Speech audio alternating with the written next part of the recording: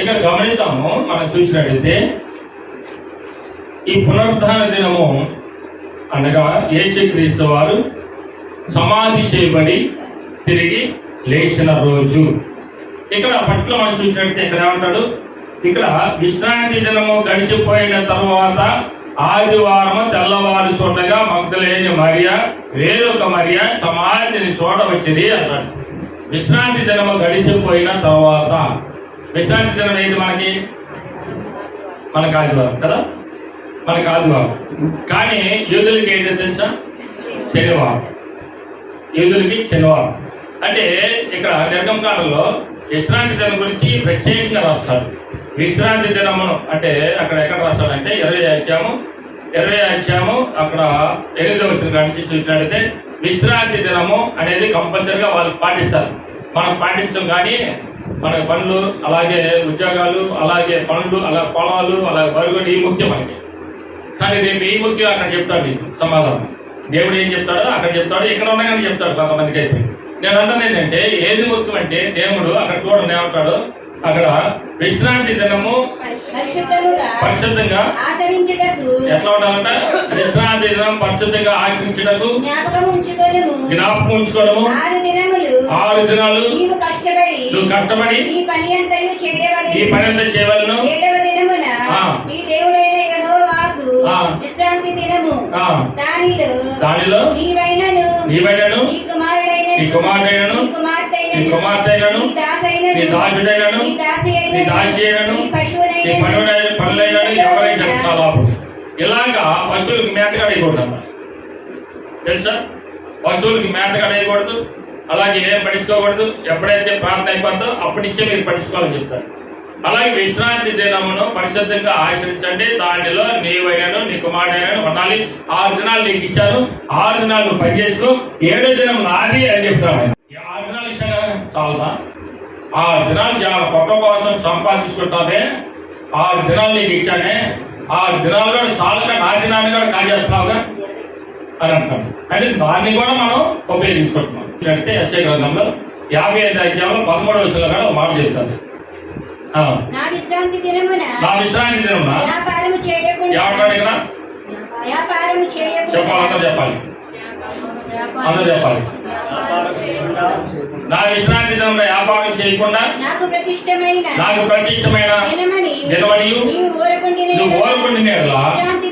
విశ్రాంతి దినము మనోహరమైనది, యెహోవాకు ప్రతిష్ఠ దినమని ఘనమైనదనియు అనుకొని దాని ఘనంగా ఆచరించిన యెడల నీకు ఇష్టమైన పనులు చేయు, వ్యాపారం చేయు, లోకవార్తలు చెప్పుకొని ఉండిన యెడల యెహోవా యందు ఆనందించేది. ఎప్పుడు ఆనందిస్తామంట?